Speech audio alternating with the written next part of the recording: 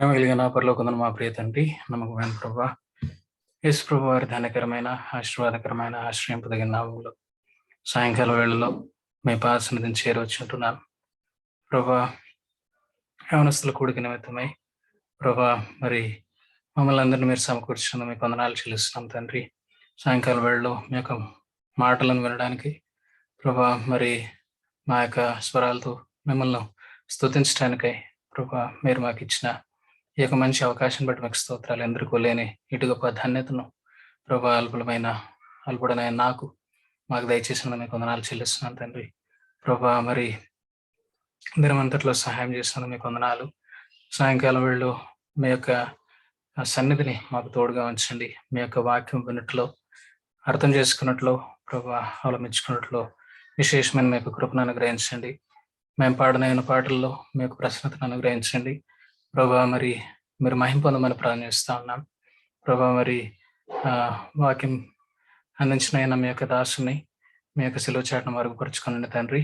ప్రభా, మరి ఆత్మీయమైన మర్మములు ప్రభా, మరి మాకు కావలసిన హెచ్చరికలు ప్రభా, మరి మాకు కావలసిన భాగమును మేము పొందగలుగుటకు మాకు సహాయం చేయమని ప్రార్థిస్తా ఉన్నాను. ప్రభా, మీ యొక్క మెల్లనైన స్వరాన్ని, ఆ యొక్క ప్రభా గంభీరమైన స్వరాన్ని మేము వినడానికి ప్రభా, మరి మేమందరం మీ యొక్క వాక్యం చేత ప్రభా మరి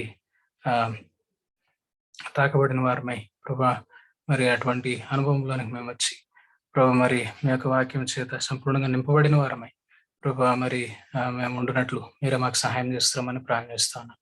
అలాగే ప్రభా, ఆరంభించిన వారు మీరు అంతవరకు మీ యొక్క ఆత్మచిప్పను కొనసాగింపు చేయండి ప్రభా. మరి ఎటువంటి నెట్వర్క్ ఇష్యూస్ కానీ, ఎటువంటి ప్రాబ్లమ్స్ కానీ రేజ్ కాకుండా మీరే సహాయం చేయండి. దుష్టుడైన సైతాను ఏ విధంగా కూడా ఈ పరిచయం నష్టపెట్టకుండా అన్నట్లు ప్రభా, మరి మీరే వాటి తంత్రములన్నింటినీ బంధించవలసిందిగా మిమ్మల్ని వేడుకుంటున్నాను.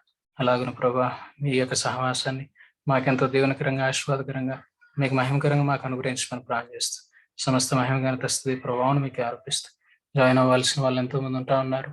దయతో వారందరినీ ప్రభా మీరే ప్రేరేపించండి, త్వరగా జాయిన్ అవునట్లు మీరే వారికి పరిస్థితులను అనుకూలపరచమని ప్రార్థిస్తాను. సమస్త మహిమఘనత స్తుతి ప్రభావం మీకు ఆరోపిస్తూ మా ప్రియ ప్రభు రక్షకుడు యేసుక్రీస్తునామమున ప్రార్థించి స్తుతించి అడిగి వేడుకుంటున్నాం మా తండ్రి. ఆమేన్.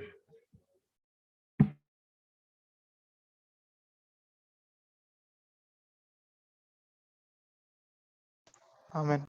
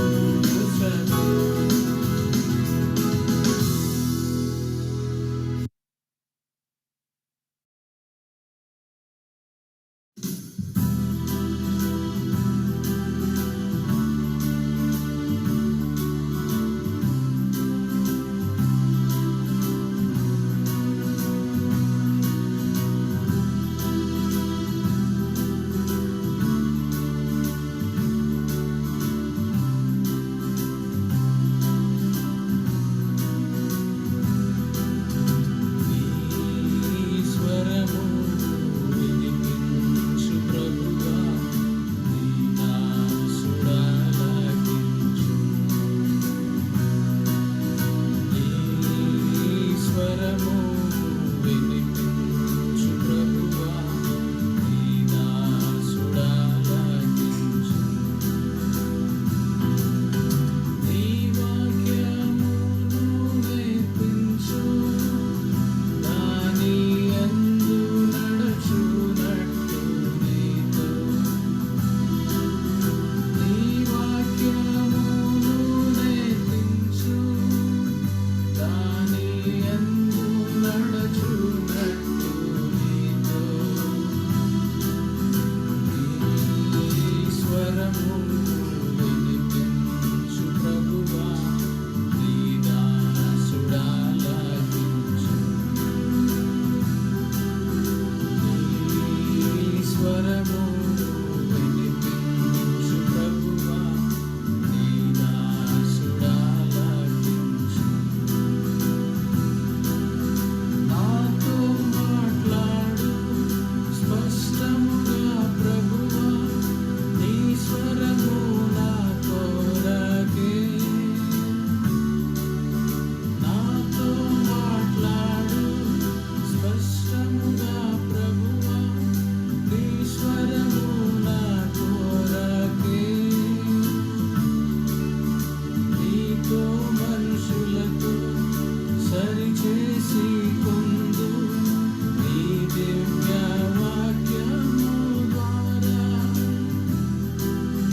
నీ దివ్య వాక్యము ద్వారా. నీ స్వరము వినిపించు ప్రభువా, నీ దాసుడాలకించు. నీ స్వరము వినిపించు ప్రభువా, నీ దాసుడాలకించు. నీ వాక్యము అగ్ని సుత్తె వంటిది, అది రెండంచులు గల ఖడ్గం. నీ వాక్యము అగ్ని సుత్తె వంటిది, అది రెండంచులు గల ఖడ్గం. నీ వాక్యమేగా అద్భుత అర్థం, నిజ స్వరూపమును చూపించు. నిజ స్వరూపమును చూపించు. నీ స్వరము వినిపించు ప్రభువా, నీ దాసుడాలకించు. నీ స్వరము వినిపించు ప్రభువా, నీ దాసుడాలకించు. నీ వాక్యమును నేర్పించు, దాని యందు నడచునట్లు నీతో. నీ వాక్యమును నేర్పించు, దాని యందు నడచునట్లు నీతో. నీ స్వరము వినిపించు ప్రభువా, నీ దాసుడాలకించు. నీ స్వరము వినిపించు ప్రభువా, నీ దాసుడాలకించు.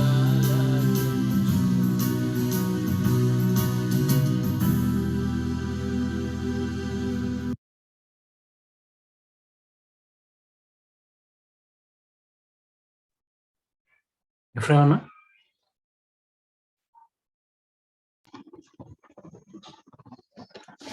ఓకే, అయిపోయింది తను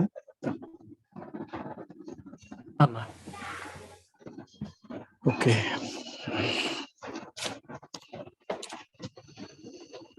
ఈ సమయంలో మనము దేవుని వాక్యాన్ని ధ్యానించుకుందాం.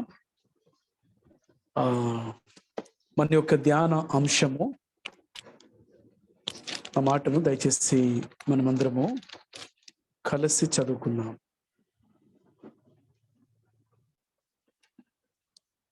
ప్రకటన గ్రంథం 21వ అధ్యాయం. ప్రకటన గ్రంథం 21వ అధ్యాయం 7వ వచనం అందరం కలిసి చదువుకుందాం. ప్రకటన గ్రంథం 21వ అధ్యాయం 7వ వచనం అందరం కలిసి చదువుకుందాం. జయించువాడు వీటిని స్వతంత్రించుకొనును, నేనతనికి దేవుడనైందును, అతడు నాకు కుమారుడై యుండును. జయించువాడు వీటిని స్వతంత్రించుకొనును. దేవుడు ఈ యొక్క లేఖన భాగాల ద్వారా మనతో మాట్లాడులాగున ఆయన సహాయం కొరకై ఆయన వైపు చూద్దాం. పరలోకమందున్న మా తండ్రి, పరిశుద్ధుడమైన మా దేవా, నీ ఉన్నతమైన ఘనమైన శ్రేష్టమైన నామంలో ఈ యొక్క సాయంత్రకాల సమయంలో నీ ప్రజలముగా కలిసి ఈ మరి కొంత యవనస్తుల కూడికను, మరి ముఖ్యంగా కొంత ధ్యానాన్ని కలిగి ఉండడానికే నువ్వు అనుగ్రహించిన కృపను బట్టి వందనాలు. మాతో మాట్లాడడానికై నువ్వు ఇష్టపడుతూ వచ్చినందుకే వందనాలు. నీ స్వరాన్ని మాకు వినిపించినందుకే నీకు వందనాలు. ఎవరైతే ఈ యొక్క జూమ్లో చేరున్నారో వారందరిని బట్టి వందనాలు. మా సమయం దీవెనకరంగా ఉంచండి.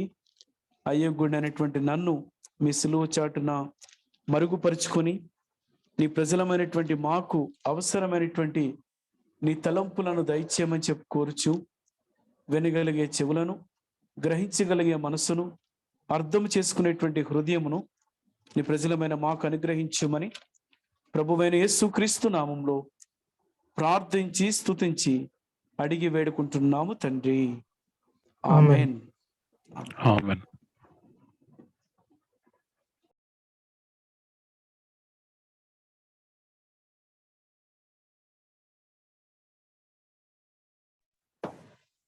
మనము గత కొన్ని వారాలుగా మనము ఈ యొక్క ప్రకటన గ్రంథము 21వ అధ్యాయము 7వ వచనములో ఉన్నటువంటి భాగాన్ని మనం చూస్తూ వచ్చాం. మొదటి వారంలో మనము పోరాడేటువంటి వారంగా ఉన్నాము అనేటువంటి సంగతిని చూస్తూ వచ్చాం. రెండవది, మనము జయించే వారముగా ఉండాలి అంటే మనము యుద్ధ భూమిలో ఉన్నాము అనగా సైన్యమై ఉన్నాము అనే విషయాన్ని మనం చూస్తూ వచ్చాం. గత వారంలో మనం చూసినటువంటి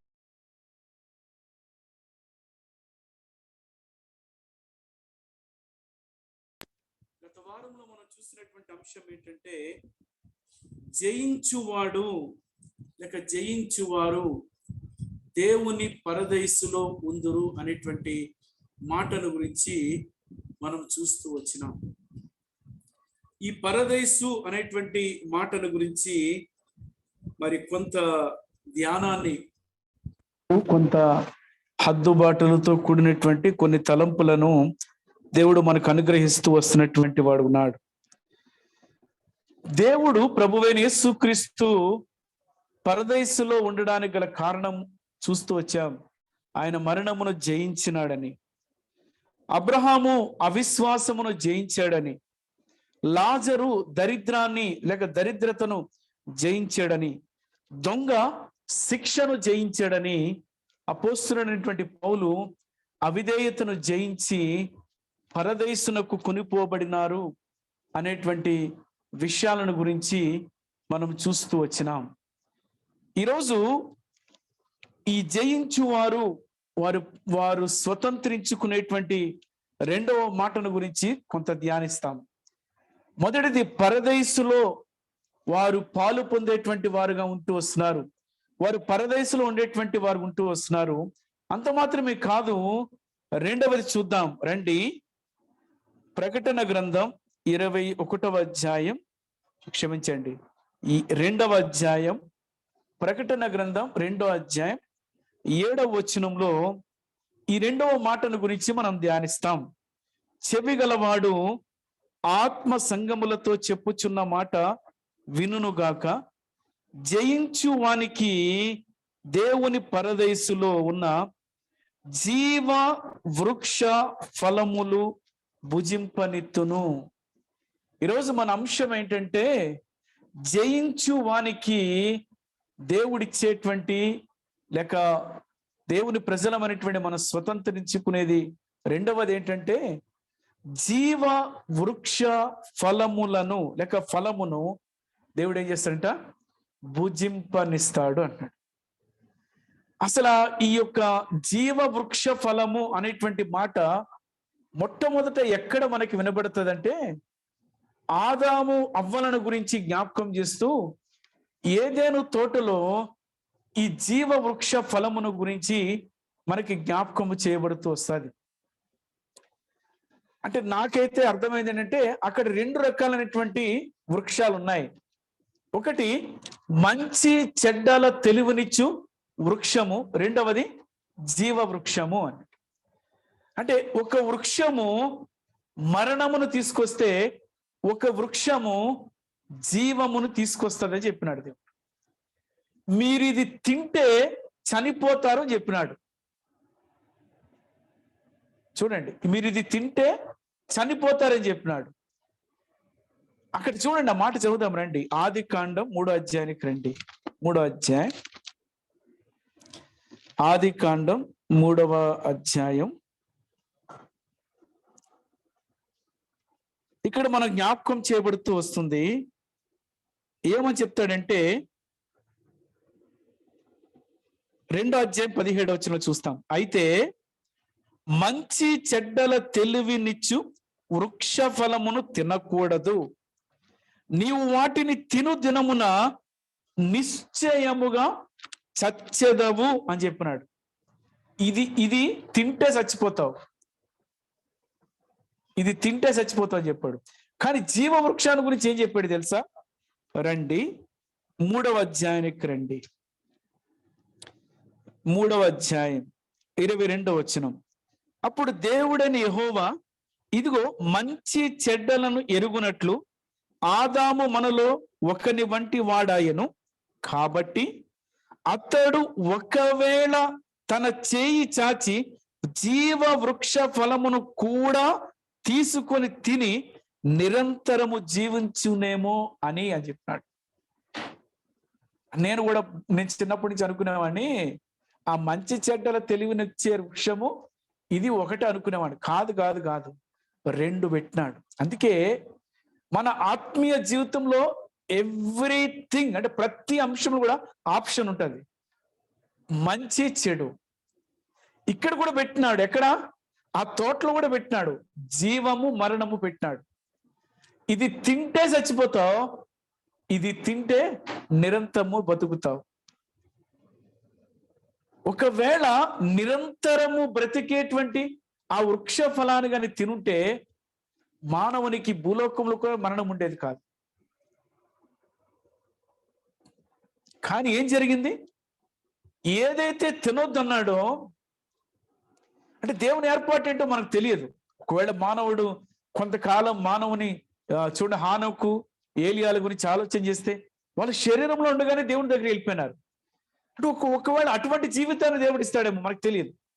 కానీ వీళ్ళు ఏమైపోయిందంటే, మరి ఆ యొక్క హానోకు ఏలియాల వంటి జీవితముల కంటే అతీతంగా ఈ లోకంలో జన్మించిన ప్రతి మానవునికి మరణం అనేది సంభవించడానికి గల కారణం ఏంటంటే, మంచి చెడ్డల తెలివినిచ్చు వృక్ష ఫలాన్ని వాడు తిన్నారు. అంటే అది తింటే చచ్చిపోతారు అన్నాడు, అది తిన్నారు, మరణాన్ని తెచ్చుకున్నారు. కానీ ఈ వృక్షం ఏంటంట, చూడండి, మళ్ళా చదువుతాను. 3వ అధ్యాయం 22వ వచనంలో రాస్తాడు. అతడు ఒకవేళ తన చెయ్యి చాచి జీవ వృక్ష ఫలమును కూడా తీసుకొని తిని నిరంతరము జీవించునేమో అని. అంటే జీవ వృక్ష ఫలము ఏం చూపిస్తుందంటే జీవమును చూపిస్తుంది, లేకపోతే నిరంతరము జీవించేటువంటి జీవితాన్ని అది చూపిస్తూ వస్తుంది. బైబిల్లో ఈ జీవము అనేటువంటి మాట ఎక్కడ కనిపించినా కూడా అది బ్రతికి ఉండేటువంటి స్థితిని చూపిస్తుంది. అందుకే అక్కడ రాస్తాడు, నా మాట వింటే మరణములో నుండి జీవములోనికి దాటి వెళ్ళిపోతావు అని చెప్పినాడు. అంటే అర్థం ఏంటి? మరణము అనేటువంటి వృక్ష ఫలము ఏదైతే నువ్వు తిన్నావో, నువ్వు నా మాట వింటే, నా స్వరాన్ని వింటే, మరి నా నన్ను వెంబడిస్తే, నువ్వు నా కొరకే జీవించగలిగితే, నీ బ్రతుకులో జయించే జీవితం ఉంటే, ఏదైతే మరణము తీసుకొచ్చినటువంటి ఆ చెట్టు ఫలము తిన్నావో, నువ్వు ఎప్పుడైతే నా మాట వింటావో అప్పుడేమైతుంది? నీ జీవితంలో, నా జీవితంలో జయించు వానికి ఏమిస్తాడు? జీవ వృక్ష ఫలమును తినిపిస్తాను. ఏమన్నాడు అక్కడ? జీవ వృక్ష ఫలములను భుజింపనిత్తును. అంటే పర్మిషన్ ఇస్తాడు దేవుడు. మేబీ ఏదైనా తోటలో వారికి పర్మిషన్ ఇవ్వలేదేమో, దెర్ ఈజ్ రిస్ట్రిక్షన్ పెట్టినాడేమో, ఉంచినాడేమో. అందుకోసం వాళ్ళు తినడానికి ఎందుకంటే వీళ్ళు ఎంత కాలము ఈ యొక్క మరణము తీసుకొచ్చేటువంటి చెట్టులో నుంచి జయము పొందుతారు. చూడండి, శోధన అనేది ప్రభువైన యేసుక్రీస్తు ఎదుర్కొన్నాడు. బాప్తిసం తీసుకున్న తర్వాత 40 దినాలు ఉపవాసం ఉన్న తర్వాత ప్రభువైన యేసుక్రీస్తును సాతాను శోధిస్తూ వచ్చాడు. మనం కూడా అంతే ఈ లోకంలో. అది అక్కడ చూడండి, అప్పటిదాకా అది రమ్యమైంది గాను, అందమైంది గాను, రుచికరమైంది గాను కనబడనటువంటి ఆ చెట్టు ఎప్పుడైతే సాతాను వచ్చి వీరిని శోధించిందో, ఆ శోధనకు గురైనటువంటి వీరి జీవితాల్లో అది అందమైనది, చక్కనిది, రుచికరమైనది, రమ్యమైనది అనుకుని ఏం చేసింది అవ్వమ్మ? చక్కగా తిన్నది. తిని ఊరుకుందా కదా? చూసారా? అందుకే ఈ లోకంలో ఒక నాన్న ఉంటుంది, వాడు చెడిపోతే చెడిపోయాడు కానీ మనుషులందరినీ చెడగొడతాడు. సంఘాల్లో కూడా ఇలా ఈ దినాలు అదే జరుగుతుంది. అది చెడిపోవడం కాదు కానీ మిగిలిన కూడా చెరిపేస్తున్నారు. వాడు పాడైపోని మిగిలిన కూడా పాడు చేసేస్తున్నాడు కదా. అందుకే చాలా మంది అంటారు, వాళ్ళు అలా మరి నాయకులు అలా చేస్తుంటే, మరి పరిచయం చేసేవాళ్ళు అలా చేస్తుంటే మేం చేస్తే తప్పేటి కదా. అంటే ఏంటి? అటువంటి శోధనతో కూడినటువంటి పరిస్థితులను శత్రువు మన మధ్యకి తీసుకొస్తూ వస్తాడు. సరే, ఏది ఏమన్నప్పటికీ కూడా ఏదైనా తోటలో 2 వృక్షాలు ఉన్నాయి. ఒకటి మరణమును తీసుకొచ్చేది, రెండవది జీవమును తీసుకొచ్చేది. కానీ జీవం ఇచ్చేటువంటి వృక్ష ఫలము వైపు అక్కడ అంటాడు, ఎంత చక్కటి మాట రాస్తాడంటే చూడండి, ఇక్కడ ఒక మాట రాస్తాడు. ఏమని అంటాడంటే, అతడు ఒకవేళ తన చేయి చాపి, అంటే అర్థం ఏంటి? ఒకవేళ అతడు తన చేయి చాపి అంటే అర్థం ఏంటి? ఆ జీవ వృక్ష ఫలం ఎక్కడ ఉంది? అది అందుబాటులో ఉంది. మనం ఎంత దౌర్భాగ్యం అంటే నా వరకు మిమ్మల్ని అంటలేదు బాబాయ్, నేను ఎందుకు అంటానంటే, అందుబాటులో ఉన్నటువంటి జీవాన్ని వదిలేసి మరణము పరుగులు తీస్తున్నాం మనం. అందుబాటులో ఉన్నటువంటి నిత్యము జీవించేటువంటి బ్రతుకును వదిలేసుకుని మరణము అనేటువంటి ఆకర్షణ, చక్కనిది, రమ్యమైన దాని వైపు చూస్తూ మన జీవితాల్లో నష్టాన్ని తీసుకొచ్చి పెట్టుకుంటాం. ప్రియమైనటువంటి స్నేహితులారా, సహోదరుడా, నీ జీవితంలో అందుబాటులో ఉన్నటువంటి జీవమును విడిచిపెట్టి ఎక్కడో ఉన్నటువంటి మరణం వైపు ఎందుకు పరుగులు తీస్తున్నాం? చూడండి, గెహాజీని గురించి ఆలోచన చేయండి. ఎలీషాతో ఉంటే జీవం వెళ్ళిపోతుంది. ఆ యొక్క మరణం, ఆ వెళ్ళిపోతున్నటువంటి మరణం దగ్గర పరిగెట్టాడు, మరణాన్ని కొని తెచ్చుకున్నాడు. నయమానుతో చెప్పినాడు ఎలీషా, నేను వద్దన్నాను, నాకు వద్దది, నేను తీసుకున్నాను అనుకున్నాడు. పాపం గెహాజీ, పిచ్చోడా, నువ్వెంత రోడ్డు నాయన, ఇస్తానంటే వద్దంటే అంటే పరుగులు పెట్టు, ఎందుకు తీసుకోలేదని చెప్పి అనుకుని గెహజీ పరిగెట్టాడు, అలిసిపోయాడు, తీసుకొచ్చి పెట్టుకున్నాడు. మరణమును చూడండి, అందుబాటులో ఉన్నటువంటి జీవాన్ని వదిలేసి దూరముగా ఉన్నదాన్ని పరిగెట్టి మరణాన్ని కొని తెచ్చుకున్నాడు. ఈరోజు నీ జీవితంలో ఏ వృక్షము యొక్క ఫలాలు తింటున్నావు?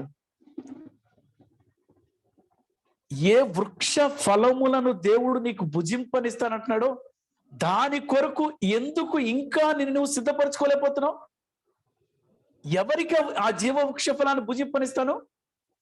ఎవడైతే జయించేవాడు ఉంటాడు. జయించుటంటే విక్టోరియస్ లైఫ్ కాదు, ఓవర్కమింగ్ లైఫ్. అంటే victorious life it's same meaning, but అధిగమించడం అనేది చాలా ప్రాముఖ్యమైనటువంటి సంగతి. అందుకే ఈరోజు ఒక పాఠాన్ని నేర్చుకున్నాం. జీవ వృక్షము ఏం చూపిస్తుందంటే జీవమును చూపిస్తుంది. మన దేవుడు జీవము కలిగిన దేవుడు. చూడండి, ఇర్మియా గ్రంథం 10వ అధ్యాయానికి రండి. ఇర్మియా గ్రంథం 10వ అధ్యాయం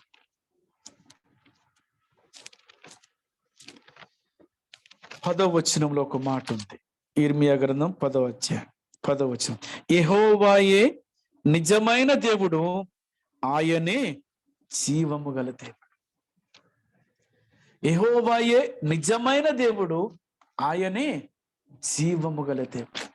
అంటే ఆయన దగ్గర ఏముంది? జీవ వృక్షము ఉంది. జీవ వృక్షము ఉంది. ఆ జీవ వృక్ష ఫలములను దేవుడు నీకు నాకు అనుగ్రహించాలని ఇష్టపడుతూ వస్తున్నాడు. కనుక ఇక్కడ అన్నాడు, ఆ జీవము ఆయనదే,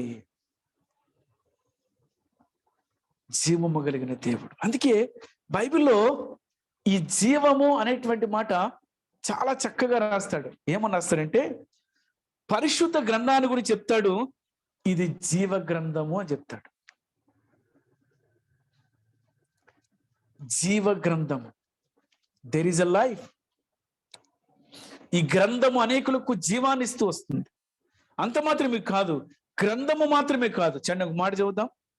కీర్తనలు 16వ అధ్యాయానికి రండి. కీర్తనలు 16వ అధ్యాయం. కీర్తనలు 16వ అధ్యాయము 11వ వచనం, జీవ మార్గమును నీవు నాకు తెలియజేశాడు. దేవుడు జీవము కలిగిన వాడు మాత్రమే కాదు, ఆయన గ్రంథము జీవము గలది, ఆయన మార్గము జీవము గలది. ఏం చదువుతున్నావు నీ జీవితంలో? ఏ మార్గములో ఉన్నావు మన జీవితాల్లో? జీవమునకు పోవు మార్గము సంకుచితము, అది శ్రమలతో కూడుకుంది. అక్కడెవరు మనకు పూలు జల్లరండి, అక్కడెవరు మనకి పూల దారి వేయరు. ఏముంటది అక్కడ? ముళ్ళు ఉంటాయి, నొప్పి ఉంటది, శ్రమ ఉంటది. అందుకే ఆ జీవ మార్గములోనే నువ్వు వెళ్ళగలిగితే జయించేవానిగా ఉండగలుగుతావు. జీవ మార్గమును చూపిస్తూ వస్తుంది. దేవుడు మనకు అనుగ్రహించే రాజ్యమును గురించి చెప్తాడు. అది నిత్య జీవముతో కూడినటువంటి రాజ్యం. ఎటర్నల్ లైఫ్ అంటే నిత్య జీవం. అది ఈ లోకాన్ని విడిచిపెట్టిన తర్వాత మన జీవితాల్లో మనం పొందుకునేటువంటి రాజ్యం ఏంటంటే నిత్య జీవ రాజ్యము అని చెప్తూ వస్తున్నాడు. అంత మాత్రమే కాదు, మనము నివసిస్తున్నటువంటి, మనం వెళుతున్నటువంటి సంఘాన్ని గురించి కూడా చెప్తాడు. ఆ సంఘం ఎటువంటిదంట? రండి, మొదటి తిమోతికి రాసినటువంటి పత్రిక, మొదటి తిమోతికి రాసినటువంటి పత్రిక 3వ అధ్యాయం 15వ వచనం, అయినను నేను ఆలస్యము చేసినలా దేవుని మందిరములో, అనగా జీవము గల దేవుని సంఘములో. మనం వెళ్ళే సంఘం ఏంటి? జీవము గల సంఘం. జీవము గల సంఘం. ప్రియమైనటువంటి వారులారా, నీ జీవితంలో, నా జీవితంలో మనం అనుకోవచ్చు, ఏముందులే క్రైస్తవ జీవితం అంటే, నువ్వు జీవము గలవాడు. అందుకే అన్నాడు దావీదు, అంటాడు, జీవము గల దేవుని సైన్యమును తిరస్కరించుటకు ఈ సున్నతి లేని ఫిలిష్తీయుడు ఎంతటి వాడు, ఏ పాటి వాడు. అంటే దాని అర్థం ఏంటి? వాడు మరణమునకు గురయ్యేటువంటి వాడు. కానీ నువ్వు నమ్మిన దేవుడు, నేను నమ్మిన దేవుడు జీవము గలదే. అందుకే మన జీవితాల్లో దేవుడు అంటాడు, నువ్వు ఓవర్కమ్ చేయగలిగితే, నువ్వు జయించగలిగితే, ఈ లోకంలో జీవం ఉంటే మాత్రమే కాదు, పరదైసులో, ఆ పరలోకములో, దేవుని రాజ్యములో నీకేం చేస్తాను? నేను నీ కొరకు సిద్ధపరచబడిన ఆ యొక్క జీవ వృక్ష ఫలమును నీకు భుజింప నిత్తును. Permission will grant. నీకు నీకు నీకు పర్మిషన్ ఇస్తాను. ఎందుకు? నువ్వు తినడానికి. ఎప్పుడు? జయించేవానిగా ఉండగలిగితే. అందుకే ఆ పట్టణాన్ని గురించి చెప్తాడు. ఏమంటాడంటే, ఆ పరలోక పట్టణం ఎటువంటిదంట? హెబ్రీలకు రాసినటువంటి పత్రిక 12వ అధ్యాయానికి రండి.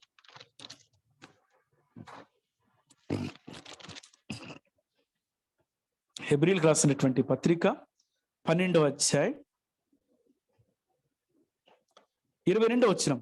ఇప్పుడైతే సియోను కొండకును జీవము గల దేవుని పట్టణమునకును, అనగా పరలోకపు యెరూషలేమున. పరలోకము గురించి ఏం చెప్పాడు? జీవము గల పట్టణం, జీవము గల పట్టణం. క్రైస్తవ జీవితంలో ఎటు చూసినా దెర్ ఇస్ అ లైఫ్. జీవముంది కదా.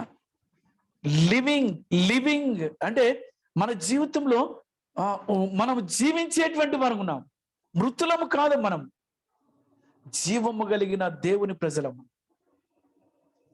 జీవము కలిగిన దేవుని సైనికులం, జీవము కలిగిన దేవుని ప్రజలమైన, దేవుని సొత్తు అనేటువంటి జనాంగము ఉంటూ వస్తున్నాం కదా. అందుకే ఆ జీవ వృక్ష ఫలము అందుబాటులో ఉంది, కానీ అందుకోలేకపోతున్నాం. కారణం ఏంటంటే, ఇంకా నా జీవితంలో ఓవర్కమ్ చేయలేకపోతున్నాం, జయించలేకపోతున్నాం. అందుకే దేవుడు నీతో నాతో మాట్లాడుతూ వస్తున్నాడు. జయించు వానికి జీవ వృక్ష ఫలములను భుజింపనిత్తుని చెప్తూ వస్తున్నాడు. ఈ జీవము మన జీవితాల్లో ఏ విధంగా దేవుడు అనుగ్రహిస్తాడు? నేను కొన్ని సంగతులు చెప్పి ముందుకు వెళ్తాను. ఈ జీవం అంట దేవుడు ఎలాగిస్తాడు చూడండి. మత్తయి సువార్తకు రండి, 4వ అధ్యాయం. మత్తయి సువార్త 4వ అధ్యాయం 4వ వచనం. మత్తయి సువార్త 4వ అధ్యాయం 4వ వచనం. అందుకు ఆయన, మనుష్యుడు రొట్టె వలన మాత్రము కాదు గాని దేవుని నోట నుండి వచ్చు ప్రతి మాట వలన జీవించు. ఈ జీవము మన జీవితాల్లోనికి ఏ విధంగా వస్తుందంటే, మొట్టమొదటి ఏంటి? మాట వినుటను బట్టి. మాట వినాలి. ఎవరి మాటలు వింటున్నాం కదా. ఎంత దుర్దినాల్లో మనం జీవిస్తున్నామంటే, ఈ దినాల్లో కరోనా లేనంత కాలము, కరోనా ఉన్నంత కాలము మందిరాలు లేవు. అందువల్ల కొన్ని కలవరాలు లేవు. ఇప్పుడు మందిరాలు ప్రారంభమయ్యాయి కదా. మందిరాలు ప్రారంభమైన తర్వాత ఏం మొదలయ్యాయి? మందిరం బాగానే ఉంది, మందిరంలో ఆరాధన బాగానే ఉంది, అన్ని బాగానే ఉన్నాయి. కానీ ఏమైనాయి? కలవరాలు. ఏంటవి? మాటల కలవరాలు కదా, కొండగాళ్ళ కలవరాలు, కొండలు చెప్పుకోవడం. ఇంకా ఏంటది? సంఘములో ఏంటది? ఏది ఉన్నవి లేనివి, లేనివి ఉన్నట్లు చెప్పుకోవడం. ఎంత విచారకరం అండి, ఎంత విచారకరం. మధ్య కాలంలో మేము ఒక నలుగురు, కొన్ని కుటుంబాలు కలిసి చక్కగా మాట్లాడుకుంటున్నాం. చాలా ఏవో సరదాగా మాట్లాడుకుంటున్నప్పుడు ఒక వ్యక్తిని గురించి ఏదో మాట్లాడుకున్నాం. మాట్లాడుకునేసరికి ఎంత విచారకరం అంటే అది నెగిటివ్గా మాట్లాడుకునేది కాదు, మామూలుగానే ఏవో సరదాగా మాట్లాడుకుంటూ ఏ వ్యక్తిని గురించి అయితే మాట్లాడడం ఆ వ్యక్తికి మళ్ళీ ఫోన్ చేసి మిగిలిన వారు మాట్లాడి కాదు, నేను మాట్లాడిన మాటలు మళ్ళీ వేరే రకంగా చెప్పాడు. నాకు చాలా బాధ కలిగింది. అంటే ఏం చేస్తున్నాం? మాటలు వింటున్నాం, మాటలు మార్చేస్తున్నాం, మాటలు కలుపుతున్నాం, మాటల్లో చేస్తున్నాం. నేనంటాను, దేవుని మాట వింటే నీకు జీవం.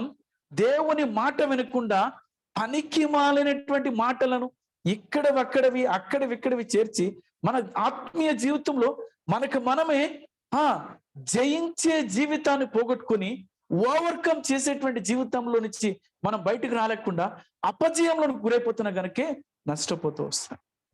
అందుకన్నాడు కదా, దేవుని నోట నుండి వచ్చు ప్రతి మాట వలన బ్రతుకు.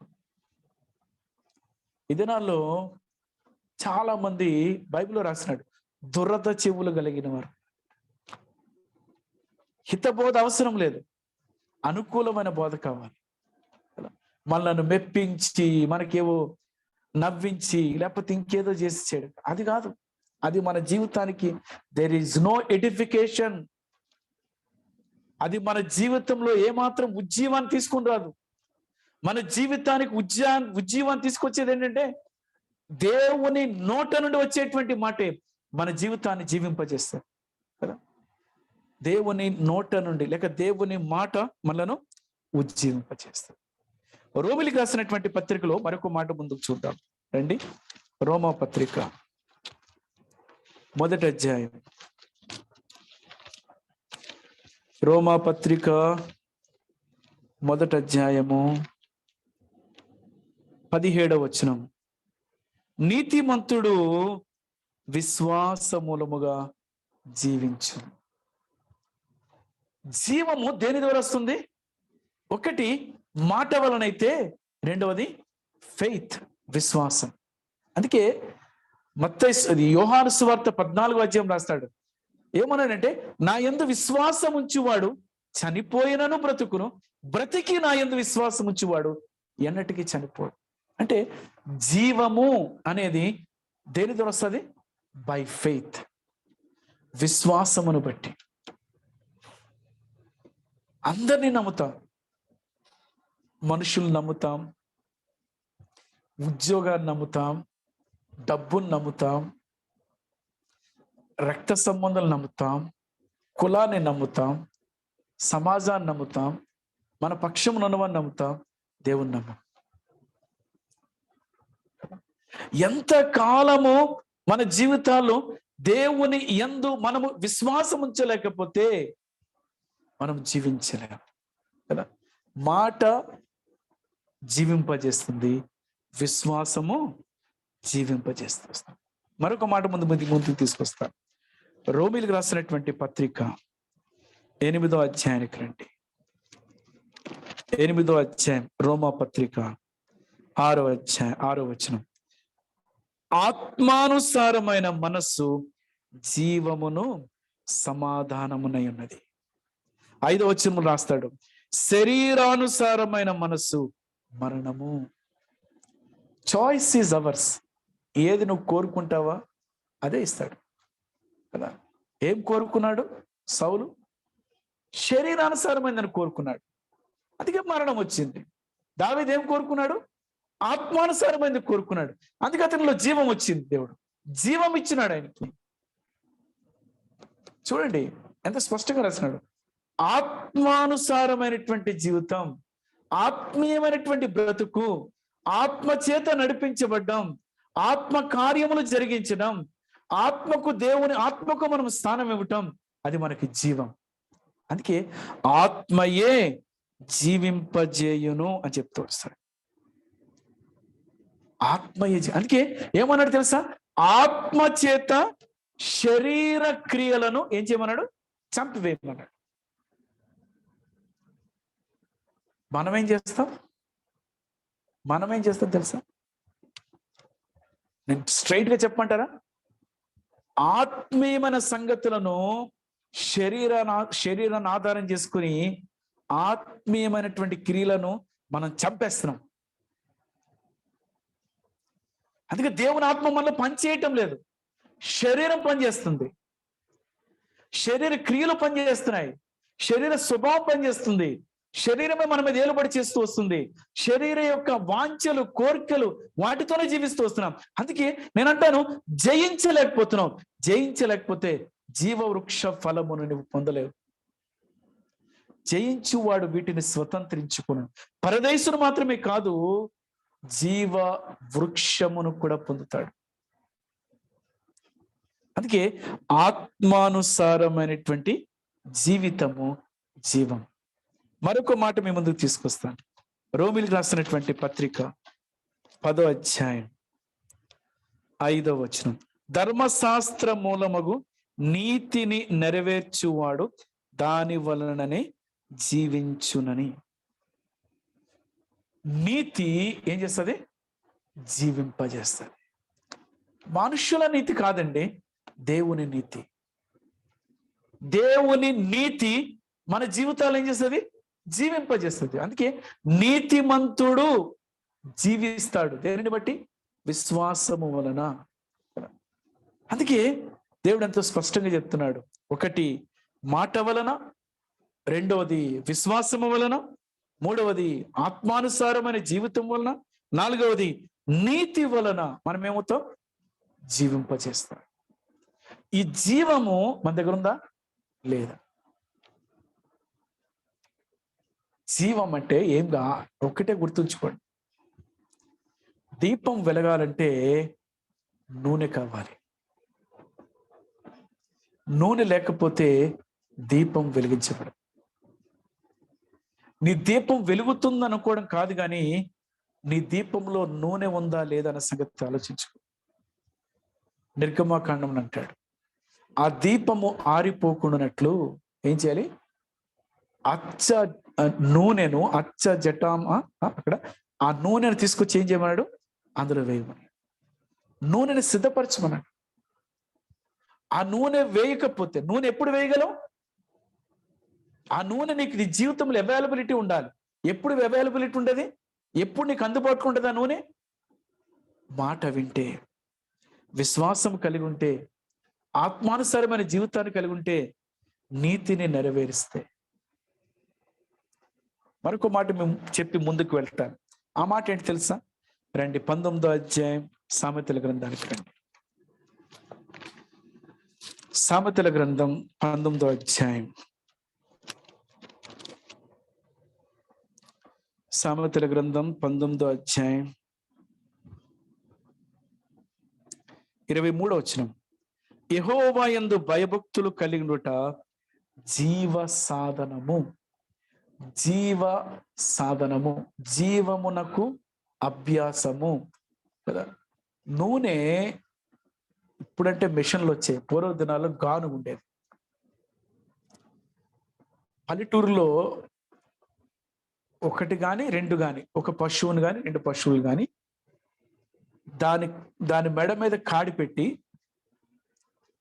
ఆ కాడి యొక్క ఒక భాగం దగ్గరికి ఈ నూనె గానుగా, అంటే నూనె పిండేటువంటి ఒక చెక్క ముక్కను పెడతారు. పెట్టిన తర్వాత ఈ యొక్క ఈ గానుగా ఏం చేస్తుందంటే ఇది అలా తిప్పుతూ ఉంటుంది, తిరుగుతూ తిరుగుతూ తిరుగుతూ తిరుగుతూ.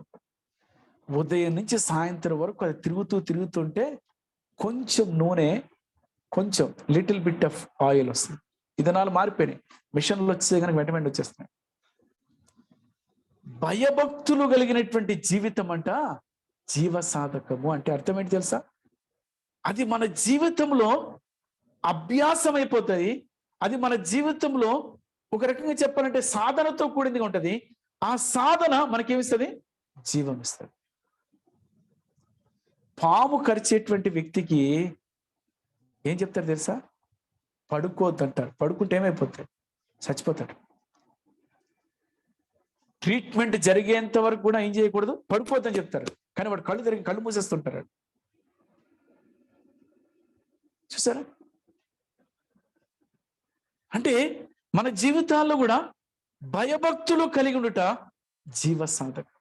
ఈరోజు మన జీవితాల్లో ఈ జీవ వృక్ష ఫలము ఏం చూపిస్తుందంటే జీవమును చూపిస్తూ వస్తుంది. ఈ జీవము ఎటువంటిదంట? నిరంతరము మనను జీవింపచేసేదిగా ఉంటూ వస్తుంది. కనుక మన జీవితాల్లో ఈ జీవ వృక్ష ఫలములు మనము భుజించే వారిగా ఉండాలంటే మన దగ్గర ఏముండాలి? ఒక మాట చెప్పి నేను ముందుకు వెళ్తాను. మన దగ్గర ఏముండాలి తెలుసా? ఇప్పుడు నీ ముందు మంచి ప్యారడైజ్ బిర్యానీ కదా, శామ్ బాగా తెలుస్తుంది ప్యారడైజ్ బిర్యానీ అంటే స్పెషల్ ఏంటో. ఎందుకంటే హైదరాబాద్లో ఉన్న వాళ్ళకి ప్యారడైజ్ బిర్యానీ అంటే అదొక స్పెషల్. కనుక అక్కడికి వెళ్ళి తింటే తెలుస్తుంది దాని టేస్ట్ ఏంటో.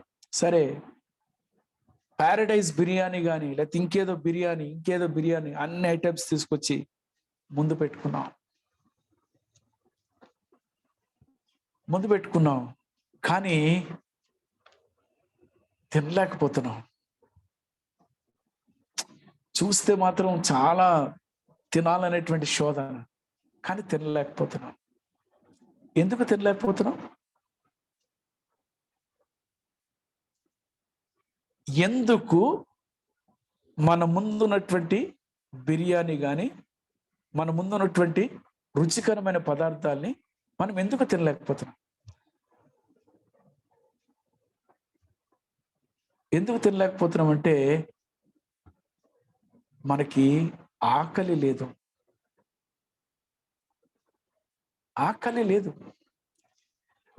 లోకము అందుకే అన్నాడు దేవుని రాజ్యం అంట, దేవుని రాజ్యము భోజనము పానము కాదన్నాడు.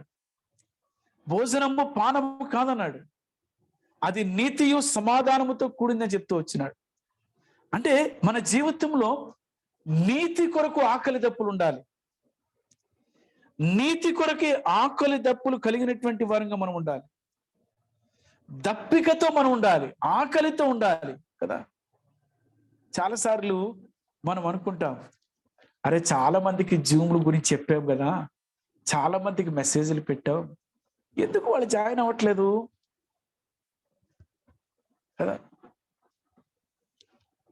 మీరు అనుకుంటారేమో, ఏమనుకుంటారంటే ఇంత తక్కువ మంది ఉన్నారు కదా, అన్నకి కొంచెం disturb. No no no no no ఒక్కరున్నా కూడా ఇదే వర్తమానం చెప్తా, 100 మంది ఉన్నా ఇదే వర్తమానం చెప్తా. నో చేంజింగ్ అట్ట. దేవుడు నన్ను ఆ అనుభవాన్ని కూడా తీసుకొచ్చాడు. నేను భీమవరంలో సేవ చేస్తున్నప్పుడు, అంటే సేవ అంటే ఉద్యోగం చేస్తున్నప్పుడు, ఒక దగ్గర నేను పరిచర్యకి వెళ్ళేటువంటి వాడు. అదొక పల్లెటూరు. ఆ పల్లెటూరుకి వెళ్ళేటప్పటికి అక్కడ ఆల్రెడీ బల్ల సిద్ధపరచబడింది. బల్ల పెట్టబడింది. అందుకోసం ఏం చేయాలంటే నేను ఇక్కడి నుంచి వెళ్ళేటప్పుడు బల్ల తీసుకెళ్ళాలి, రొట్టె ద్రాక్షరసం తీసుకెళ్ళాలి. అప్పటికే అక్కడ ఎవరు కొంతమంది ఒక 2-3 ఫ్యామిలీస్ ఉన్నాయి, అవి సిద్ధపరిచేవారు. కానీ నేను వెళ్ళేసరికి ఎవరు ఉండేవారు కాదు. దగ్గర 4-5 సార్లు ప్రార్థన చేసి, పాటలు పాడి, ఆరాధన వర్తమానం ఇచ్చి, బల్ల వర్తమానం ఇచ్చి, బల్ల విరిచి పంచిపెట్టి, బల్ల దగ్గర ప్రార్థన చేసి, కానుక వేసి ముగించిన సందర్భాలు ఉన్నాయి. వితౌట్ ఎనీ పర్సన్, ఒక్క వ్యక్తి లేకుండా చేసిన సందర్భాలు. అక్కడి నుంచి నేను సేవకు వచ్చిన తర్వాత, గరివిడి అనేటువంటి స్థలానికి వచ్చిన తర్వాత, అక్కడ పరిస్థితి ఏంటంటే ఆదివారం పూట కనీసం ఒక 20 మందో 15 మందో వచ్చేవారు. బైబిల్ స్టడీ జరిగితే ఒక్కడే ఒక సంఘ పెద్ద వచ్చేవాడు అంతే. ఆ సంఘ పెద్దకి 1 గంట వర్తమానం చెప్పాలి. ఎస్, చెప్పినాను.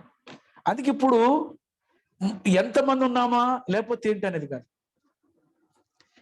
మనం కూడా అనుకుంటాం, మనం ఎంత చక్కగా ప్లాన్ చేసుకున్నాం, మంచిగా పాటలు కీబోర్డ్ మీద వేస్తున్నాం, మంచిగా పాటలను కూడా పాడుతున్నాం, మంచిగా మరి చాలా హార్డ్ వర్క్ చేస్తున్నాం, ఎవరు జాయిన్ అవ్వట్లేదురే అని చెప్పేసి నేనంటాను, వారికి ఆకలి లేదేమో తమ్ముడా, వాళ్ళకి ఆకలి లేదు. వాళ్ళకి ఆకలి ఉంటే ఖచ్చితంగా మనతో కలిసి జాయిన్ అయ్యేవారు. వాళ్ళకి ఆకలి లేదు. మేబీ కొంతమంది ఆయా పనులను బట్టి లేకపోవచ్చు, మరి కొంతమందికి ఏముందులే ఏం జరుగుతుంది ఏం తెలుసు. కానీ నీకు నాకు దేవుడిచ్చిన గొప్ప ధన్యత ఏంటంటే, మనం 10 మంది ఉండొచ్చు, 12 మంది ఉండవచ్చు, 15 మంది ఉండొచ్చు. మన జీవితాల్లో నేనంటాను కదా, ఎక్కువ మంది అయితే సాంబార్లో నీళ్ళు కలిపేసి వస్తారు. ఎక్కువ మంది వస్తే ఏం చేయాలి? సాంబార్లో నీళ్ళు కలపాలి. కారణం సరిపోదు. తక్కువ మంది వచ్చారనుకోండి, చిక్కటి సాంబార్, మంచి సాంబార్, టేస్టీ సాంబార్, హెబ్రోన్ సాంబార్ కదా, ఇక చాలు, ఏం అవసరంలా, ఆ సాంబార్ ఉంటే చాలు. అలాగే మన జీవితాలు కూడా ఈ ఆకలితో కూడినటువంటి జీవితాన్ని మనం కలిగి ఉన్నాం కనుక ధన్యులం. అందుకే ఏమంటాడు మత్తయి సువార్త, నీతి కొరకు ఆకలి దప్పులు గలవారు ధన్యులు. Blessed the people, blessed. ఎందుకు మాట్లాడానంటే, ఎందుకు ధన్యులు అంటే వారికి ఆకలి ఉంది. ఈ లోకంలో అనేక మందికి ఆకలి లేదు కనుకే దేవుని వాక్యము అనేసరికి విసుగు వచ్చేస్తుంది. విసుగు రావడం మాత్రమే కాదు, ఇంకెంతసేపు చెప్తాడు అన్న, ఎంతసేపు చెప్తాడు. నేనంటాను, రాబోయే దినాల్లో ఈ అవకాశం లేకపోవచ్చు, వాక్యం దొరికే అవకాశం లేకపోవచ్చు. కనుక ఏం చేయాలి? సమయం ఉన్నప్పుడే, అవకాశం ఉన్నప్పుడే దేవుని వాక్యాన్ని మన జీవితాలు ఏం చేయాలి? సిద్ధపరచుకో. అందుకోసమే ఆకలి కలిగినటువంటి వారు ఉంటారు ప్రభు కొరకే. అందుకే ఈ గొప్ప ధన్యతను దేవుడు మనల్ని తీసుకొచ్చాడు కనుక మనం ఏం చేయాలి? భుజింపనిత్తును అన్నాడు. అంటే అర్థం ఏంటి? మనం తినాలంటే ఈ లోకంలో మనం ఎలా ఉండాలి? ప్రభు కొరకు ఆకలి దప్పులు కలిగి. అర్థమైంది అన్నమాట. ఈ లోకములో ఆకలి దప్పులుగా కలిగి ఉంటే, కడుపు ఖాళీగా ఉంటే కదా. ఈ మధ్య కాలంలో ఏంటది, అన్లిమిటెడ్ హోటల్స్ వచ్చినాయి ఈ మధ్యకాలం. ఇంకా అందులోకి వెళ్ళామంటే తమ్ముడు చాలా మంది వెళ్ళి ఉంటారులే. నిప్పుల మీద కాల్చే చికెన్, నిప్పుల మీద కాల్చే మటన్. అన్న ఏంటన్నా ఈ రాత్రి ఎప్పుడు ఇలా చెప్తున్నారు? ఇప్పుడు మీరు చెప్పారంటే ఈ టైంలో మళ్ళీ అక్కడికి వెళ్ళి తినాలనిపిస్తుంది అని చెప్పి మరి అనుకున్నానేమో. వద్దొద్దు, ఇంట్లో ఏది వండితే తినండి అంతే కదా. అప్పుడు రుచిగా ఉన్నామండి, రుచిగా లేకపోయినా తినండి, అంతేగాని ఏమది అమ్మాయి మీద కోప్పడడం అలాంటి చేయొద్దు. మీరు ఏది వండితే తినండి అంతే కదా. అంతేగాని ఆ హోటల్ ఇలా వండుతారు, ఈ హోటల్ ఏ చెప్పొద్దు అని. సరే, ఇప్పుడే మేము అన్లిమిటెడ్ ఫుడ్స్ వచ్చినాయి. అన్లిమిటెడ్ అంటే ఏంటంటే ఎంతైనా తినొచ్చు. కనుక ఒక్కోసారి ఏమనుకుంటామంటే, ఏం చేద్దామంటే మధ్యాహ్నం తినడం మానేసి సాయంత్రం వెళ్ళామంటే కడుపు నిండా తినొచ్చు అంట. అంటే ఆకలి తీర్చుకోవడానికి, అంటే కడుపు నిండా తినడానికి ఆకలిని క్రియేట్ చేస్తున్నాం. దేవుని వాక్యాన్ని నింపుకోవడానికి ఎందుకు మనం ఆకలితో ఉండలేకపోతున్నాం? భుజింపనెత్తునని చెప్పినాడు. అంటే అర్థం ఏంటి? ఆకలిని దేవుడు ఆకలితో ఉండాలని దేవుడు ఇష్టపడుతూ వస్తున్నాడు. అందుకే నీతి కొరకే ఆకలి దప్పులు కలిగినటువంటి వారు. ఈ ప్రాముఖ్యమైనటువంటి సంగతి ఏంటంటే, ఈ జీవవృక్ష ఫలము అనేటువంటి మాట ఎవరికి ఇది చెందేదిగా ఉంది, ఎవరిని గురించి ప్రస్తావించబడింది అనే విషయాలు నేను 4 విషయాలు చెప్పి నేను క్లోజ్ చేస్తాను. మొదటి సంగతి ఏమంటాడంటే, ఈ జీవ వృక్ష ఫలములకు ఎవరు హక్కుదారులు అంటే, ఎవరు దీన్ని భుజించగలరంటే మొదటి మాట చెప్తాను రండి. సామెతల గ్రంథం 11వ అధ్యాయానికి రండి. సామెతల గ్రంథం 11వ అధ్యాయం 30వ వచనం. నీతిమంతులు ఇచ్చు ఫలము జీవ వృక్షము. నీతిమంతుల గురించి పక్కన పెట్టండి. ఫలవంతమైనటువంటి జీవితం జీవ వృక్షాన్ని భుజింపజేస్తుంది. అంటే మన క్రైస్తవ జీవితం అనేది ఎలా ఉండాలంటే ఫ్రూట్ఫుల్ లైఫ్ ఉండాలి. అంటే ఫలించే వారు ఉండాలి. ఎప్పుడు ఫలిస్తాము? జయించే వారంగా ఉండగలిగినప్పుడు. ఎప్పుడు జయించగలమంటే పాపాన్ని, లోకాన్ని, సాతాన్ని శరీరమును జయించగలిగినప్పుడే మన జీవితంలో ఈ యొక్క ఫలించేటువంటి జీవితంలోనికి మనం రాగలం. అందుకే ఎంత చక్కగా రాశారంటే, ఫలింపని ప్రతి తీగ ఆయన తీసి పారవేయును అని చెప్పి. ఫలించు తీగ మరి ఎక్కువగా ఫలించడానికి ఏం చేస్తాడంట?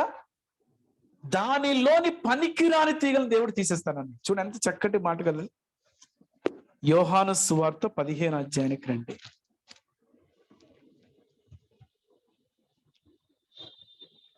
రెండో వచనం. ప్రతి తీగను ఆయన తీసి పారవేను, ఫలించు ప్రతి తీగ, నాలో ఫలింపని ప్రతి తీగను ఆయన తీసి పారవేను, ఫలించు ప్రతి తీగ మరి ఎక్కువగా ఫలింపవలెనని దానిలోని పనికిరాని తీగలను తీసి. అంటే ప్రియమైనటువంటి సహోదరుడా, నీ జీవితంలో, నా జీవితంలో ఒక విషయాన్ని గుర్తుంచుకో. పనికిరానివి తీసేస్తేనే గాని మనము ఫలించలేము అని అనుకుంటున్నాం కదా. జాగ్రత్తగా వినండి, అర్థం చేసుకోండి. పనికిరానివి తీసేస్తేనే గాని మనము ఫలించలేము అని అనుకుంటున్నాం కదా. ఇక్కడ చెప్తున్న మాట ఏంటంటే, మన జీవితంలో ఏది పనికిరానదో కొన్నిసార్లు మనం గుర్తించలేము. వేటిని మనం అవాయిడ్ చేయాలి, వేటికి మనం దూరంగా ఉండాలన్న సంగతి కొన్నిసార్లు మనం ఐడెంటిఫై చేయలేము. కానీ ఎప్పుడైతే మారు మనస్సుకు తగిన ఫలము, నీతికి తగిన ఫలము, విశ్వాసమునకు తగిన ఫలము, భక్తికి తగిన ఫలము, ఆత్మీయమైన జీవితానికి తగిన ఫలము, ఆత్మ ఫలము మనము ఫలించగలిగితే ఏమైతుంది? ఆ ఫలించేటువంటి క్రమంలో పనికి రానివి దేవుడు తీసేస్తాడు. పనికి రానివి తీసివేసుకుంటేనే గాని ఫలించము అనేది నిజమే. కానీ నువ్వు ఫలించగలగడానికి ఏది అవసరమో ఆ ఫలించేటువంటి జీవితాన్ని నువ్వు కలిగి ఉండగలిగితే నీలో ఉన్న పనికి రాని వాటిని కూడా దేవుడు ఏం చేస్తాడు? తీసేస్తాడు కదా. వితౌట్ అవర్ ఏమంటారంటే, మన పర్మిషన్ లేకుండానే, మన ప్రమేయం లేకుండా దేవుడు తీసేస్తాడు వాటిని. అది అర్థం కాదు. ఎలా వదిలేస్తున్నానండి ఆ పరిస్థితి? నేను అసలు ఇది వదులుతాను అనుకోలేదు కదా, ఈ పాపాన్ని నేను వదులుతాను అనుకోలేదు, ఈ పనికిరాని జీవితాన్ని నేను వదులుతాను అనుకోలేదు. ఎలా వదిలేనంటే, నువ్వు ఫలిస్తూ వచ్చావు కనుక దేవుడు ఏం చేస్తాడు? అది నీలో నుండి తీసేస్తాడు. అందుకే ఫలించువాడు ఏం చేస్తాడు? జీవ వృక్ష ఫలమును భుజించేటువంటి వాడుగా ఉంటాడు. అందుకే మన జీవితాలు ఏ రీతిగా ఉన్నాయో మనలను మనం ఏం చేద్దాం? ఒక్కసారి పరీక్షించుకుందాం. జయించువాడు జీవ వృక్ష ఫలమును తీసుకుంటానంటే, భుజిస్తానంటే, అతని జీవితంలో ఉండవలసిన ప్రాముఖ్యమైన లక్ష్యం ఏంటంటే ఫలించేవాడు ఉండాలి. ఉన్నామా? ఏది నీ ఫలము? ఏది నీ ఫలము? ఏది నీ తలాంతు? దేవుడు నీకు ఇచ్చిన తలాంతులు దేవుడి కొరకు ఏ రీతిగా నువ్వు ఉపయోగిస్తున్నావు? 5 తలాంతులు 10 చేసినాడు, 2 తలాంతులు 4 చేసినాడు. మన జీవితాలు ఎన్నో తలాంతులు మనకి ఇచ్చినాడు. ఏం చేస్తున్నాం వాటిని? కదా. 1 తలాంతు తీసుకున్నాడు, భూమిలో వెళ్ళి దాచిపెట్టేశాడు. చెడ్డ దాసుడు అన్నాడు. అంటే అర్థం ఏంటి? ఫలాలు లేకపోతే మంచివారం కాదు. ఫలాలు లేకపోతే ఏమన్నాడు ఇక్కడ? వీడిని తీసుకుని పోయి చీకటి గదిలో పడేమే అన్నాడు. వీడు అగ్నికి మాత్రమే అర్హుడు. ఎందుకు? ఫలించేవాడుగా చేయబడలేదు వాడు. మన జీవితాల్లో కూడా ఫ్రూట్ఫుల్ లైఫ్, ఫలించేటువంటి జీవితాన్ని మనము కలిగి ఉండడానికి ఇష్టపడాలి. ఒకటి ఫలించకపోతే, అక్కడ అంటాడు కదా, గొడ్డలు ఎక్కడుందంట? వేరు మొదలులో ఉందంట. ఒకటి ఫలించకపోతే నరికి పారేస్తాం.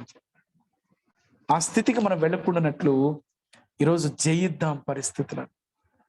ఈ మర్మాన్ని గ్రహించండి. నువ్వు ఫలించగలిగితే నీలో ఉన్న పనికిరాని తీసేస్తాడు. పనికిరాని తీయడం మాత్రమే కాదు, నీ జీవితంలో జీవాన్ని నింపుతాడు. జీవాన్ని నింపడం మాత్రమే కాదు, జీవ వృక్ష ఫలములను దేవుడు నీకు భుజింపనిస్తాడు. మొదటి మాట చెప్పినాను. రెండవ మాట చూద్దాం రండి. రెండవ మాట సామెతల గ్రంథం 13వ అధ్యాయానికి రండి. సామెతల గ్రంథం 13వ అధ్యాయానికి రండి. సామెతల గ్రంథం 13వ అధ్యాయం 12వ వచనం. కోరిక సఫలము కాకుండాట చేత హృదయము నొచ్చును, సిద్ధించిన మనోవాంఛ జీవ వృక్షము. సిద్ధించిన మనోవాంఛ జీవ వృక్షము అని చెప్పాడు. జీవ వృక్షము అనే మాట దగ్గర మనం ఏం చేర్చుకోవాలంటే, ఈ జీవ వృక్ష ఫలములను దేవుడు ఏం చేస్తాడు? మనకి భుజింపజేస్తాడు. మనోవాంఛ అనేటువంటి మాట చూపిస్తూ వస్తాడు. జయించే వాని యొక్క జీవితంలో ఉండవలసిన రెండవ ప్రాముఖ్యమైన లక్ష్యం ఏంటంటే, వాంఛ కలిగిన వాడు ఉండాలి. అంటే దేవునిని గురించినటువంటి వాంఛ, దేవునిని గురించిన ఆశ, దేవునిని గురించినటువంటి కోరిక మనం కలిగి ఉండాలి కదా. అందుకే కీర్తనాకారుడు అంటాడు, జనులు దేవుని మందిరమునకు వెళ్ళుదామని నాతో చెప్పినప్పుడు నేనేం చేశాను? సంతోషించని చెప్తూ వస్తాను. అంత మాత్రమే కాదు, నీ ఇంటిని గురించినటువంటి ఆసక్తి నన్ను ఏం చేస్తుంది? భక్షిస్తూ వస్తుంది అని చెప్తాను కదా. ఎంతవరకు దేవుని ఇంటిని ప్రేమిస్తున్నావు మన జీవితంలో? అసలు ఎన్ని గంటలకు మందిరానికి వెళ్తున్నావు నువ్వు? గత వారం ఎన్ని గంటలకు వెళ్ళావు మందిరానికి? 9:30కి ఆరాధన అయితే, 10:30కి ఆరాధన అయితే, ఎన్ని గంటలకు వెళ్తున్నావు మందిరానికి? అంటే దేవుని ఇంటిని గురించిన వాంఛ లేదు నీ దగ్గర. దేవుని ఇంటిని గురించినటువంటి ఆశ లేదు. దేవుని ఇంటిని గురించినటువంటి కోరిక లేదు. దేవుని కార్యాలలో నీకు ఆసక్తి లేదు కదా. అందుకే ఇక్కడ చెప్తూ వస్తున్నాడు. ఏమో చెప్తున్నాడంటే, వాంఛగల జీవితం కావాలి. అంటే దేని గురించి? దేవుని గురించి కదా. బైబిల్లో ఎంత చక్కటి మాట రాస్తాడంటే, కీర్తన 130వ అధ్యాయంలో, ఆ అధ్యాయంలో 2 మాటలు చెప్తాడు. ఒకటి, యెహోవా మీద ఆశ పెట్టుకొనుము అని చెప్పాడు, మొదటి మాట. రెండో మాట ఏమంటే తెలుసా? యెహోవా మాట మీద ఆశ పెట్టుకోమని చెప్పినాడు. ఏం చేయాలి? ఎవరి మీద ఆశ పెట్టుకోవాలి? మనము దేవుని మీద ఆశ పెట్టుకోవాలి. దేవుని మీద మనం ఏం చేయాలి? వాంఛ కలిగి ఉండాలి. అందుకే అంటాడు కదా, నీ కోరికను సిద్ధింపచేసి నీ ఆలోచన యావత్తును సఫలపరుస్తాను. ఎప్పుడు? మనము దేవుని మీద ఆశ పెట్టుకోవాలండి కదా. పెళ్ళి అయిందనుకోండి, నీకు కొడుకు కావాలా, కూతురు కావాలా? ఒకళ్ళు గర్భిణిగా ఉందనుకోండి, ఏమని అంటారు కదా? కొడుకు కావాలని వాంఛ, కూతురు కావాలని కోరిక కదా. మానవుని కోరిక. బట్ దేవుని విషయంలో నీ కోరిక, దేవుని విషయంలో నీ వాంఛ, దేవుని విషయంలో నీ అభిలాష, దేవుని విషయంలో నీ యొక్క తలంపులు. నేనంటాను, నేను కూడా దేవుని విషయంలో ఇటువంటి ఆశ, కోరిక, వాంఛతో మనం జీవించగలిగితే ఆటోమేటిక్గా మన వాంఛ, మన కోరికను కూడా దేవుడు ఏం చేస్తాడు? తప్పనిసరిగా దేవుడు తీరుస్తాడు అనే విషయాన్ని అర్థం చేసుకో. అందుకే ఆశగల ప్రాణమును ఆయన తృప్తిపరచే దేవుడు. ఆశగల ప్రాణమును కదా. అందుకే ఈరోజు మన జీవితాల్లో, ఈరోజు మన బ్రతుకులలో మనము ఎటువంటి జీవిత విధానంలో ఉన్నామో మనం పరీక్షించు. మొదటిది, ఫలించే జీవితము జీవవృక్ష ఫలమును భుజించే జీవితాన్ని ఇస్తుంది. రెండవది, వాంఛగల జీవితం, అది దైవికమైనటువంటి వాంఛ, భౌతిక సంబంధమైన వాంఛ కాదండి. దైవిక సంబంధమైన వాంఛ జీవవృక్ష ఫలమును భుజింపజేస్తూ వస్తుంది. మూడవ మాట చెప్తాను రండి. సామెతల గ్రంథం 15వ అధ్యాయానికి రండి. సామెతల గ్రంథం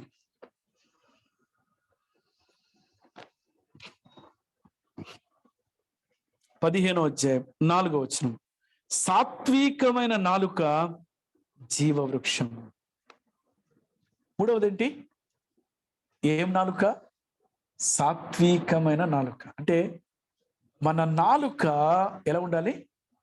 సాత్వికమైనదిగా ఉండాలి. ఇంకో మాట చెప్పాలంటే, మన మాట సాత్వికమైనదిగా ఉండాలి.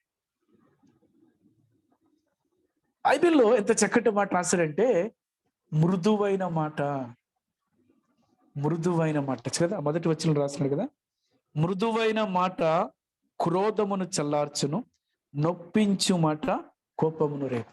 మృదువైన మాట. కొన్నిసార్లు ఈ అధికమైన మృదుత్వం కూడా డేంజరే. చాలా మంది చాలా స్వీట్గా మాట్లాడతారండి. ఇంకా వాళ్ళ మాటలు విన్నామంటే మనం పడిపోతాం.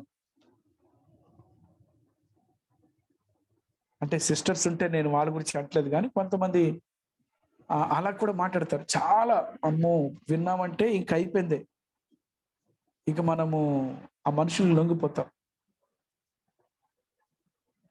అందుకే ఎప్పుడు నమ్మకూడదండి మాటల్ని. నా జీవితంలో నేను నమ్మి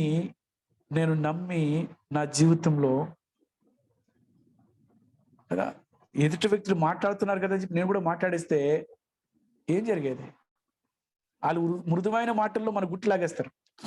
కొంతమంది కొన్ని టాలెంట్స్ ఉంటాయి. అవతల వ్యక్తి చెప్తాడు, అక్క ఎవరికి చెప్పొద్దు అక్క, అన్న ఎవరికి చెప్పొద్దు అనే విషయం అని చెప్పి చెప్తాడు.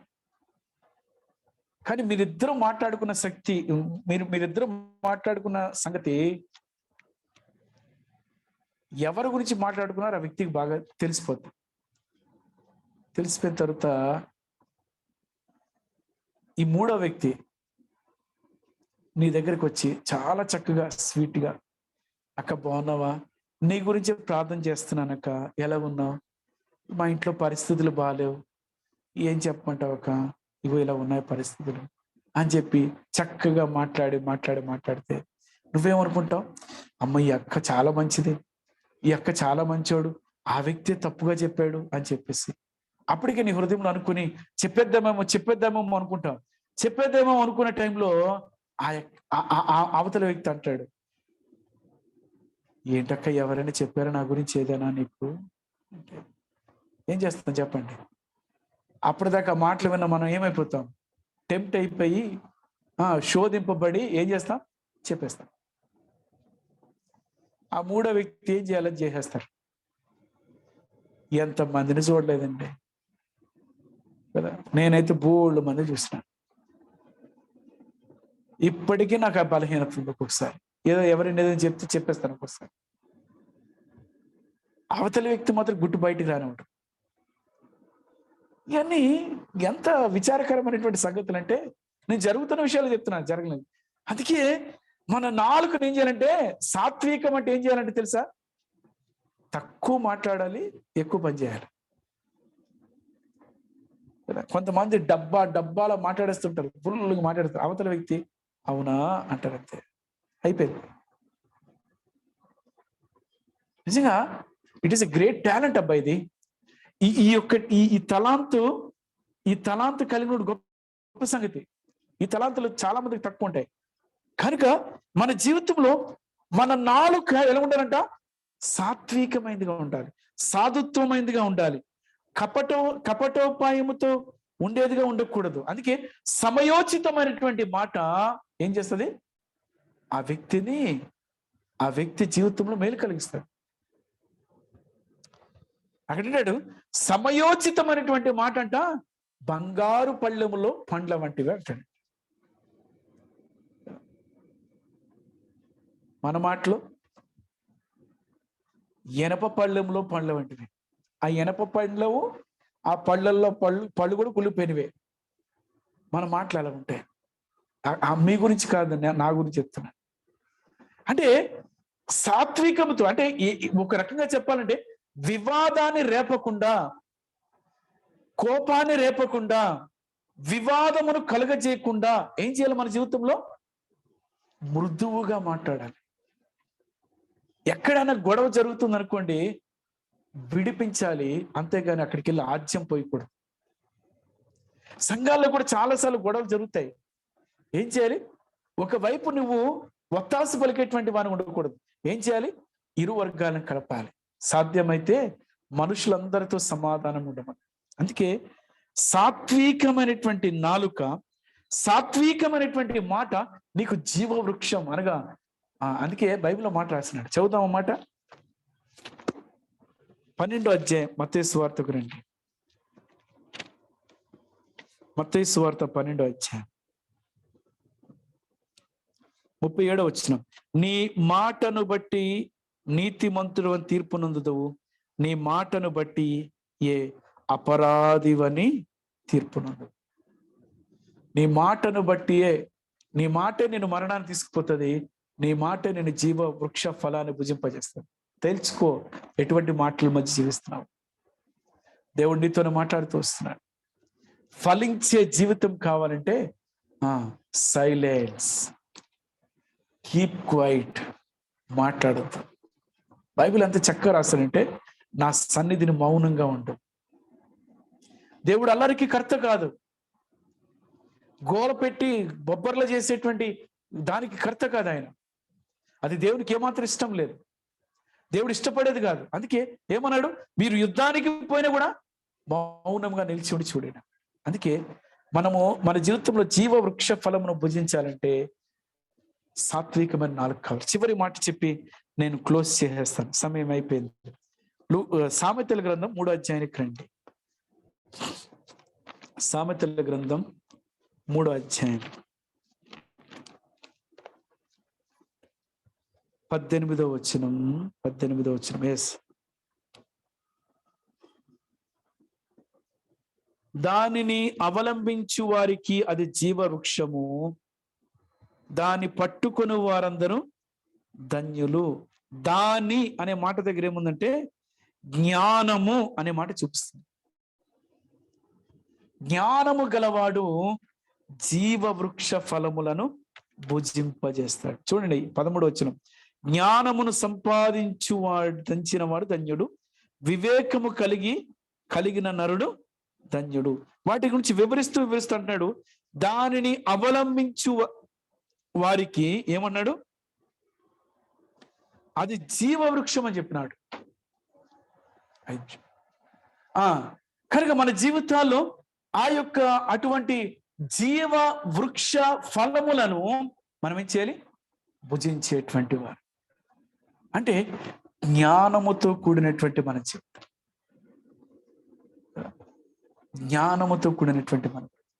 కనుక దేవుడు ఎంతో స్పష్టంగా చెప్తూ వస్తున్నాడు. ఏమో చెప్తూ వస్తున్నాడంటే దైవికమైనటువంటి జ్ఞానం. ఈ జ్ఞానం ఏం చేస్తుందంట చూడండి. జ్ఞానం ఎటువంటిదంట, యాకోబు పత్రికకు రండి. యాకోబు పత్రిక 3వ అధ్యాయం 17వ వచనం. అయితే పైనుండి వచ్చు జ్ఞానం మొట్టమొదట పవిత్రమైనది, తర్వాత సమాధానకరమైనది, మృదువైనది, సులభముగా లోబడినది, కనికరముతోను మంచి ఫలములతో నిండుకొనినది, పక్షపాతమైనను వేషధారణైన లేనిదినై ఉన్నది. ఏమో చెప్తూ వస్తున్నాడు, పైనుండి వచ్చే దైవికమైన జ్ఞానం పవిత్రమైనది, సమాధానకరమైనది, మృదువైనది, లోబడినది, కనికరముతో కూడినది, మంచి ఫలములతో నిండుకున్నది. అంటే ఇటువంటి జ్ఞానము మన జీవితాల్లో కావాలి. దానిని సంపాదించుకోవాలి. దానిని కలిగి ఉన్నప్పుడే జీవ వృక్ష ఫలమును పొందుతాం. జయించువానికి ఈ 4 లక్షణాలు చాలా ప్రాముఖ్యం. మొదటిది ఫలించే జీవితం, రెండవది వాంఛగల జీవితం, మూడవది సాత్వికముతో కూడిన బ్రతుకు, 4వది జ్ఞానము కలిగిన జీవితం. ఇవంతా మన దగ్గర దేవుడు మనతో ఎంతో స్పష్టంగా మాట్లాడుతూ జీవ వృక్ష ఫలములు. జీవ వృక్షం అనే మాట ఏం చూపిస్తుంది, నిరంతరము జీవింపజేసే. ఆ రోజు అవ్వ గాని ఆదాము గాని తినలేదు, అందుకన్నాడు అది అందుబాటులో కూడా తినలేకపోయినారు వాళ్ళు. ఈరోజు నీకు అందుబాటులో ఉంది, ఎందుకు తినలేకపోతున్నావు?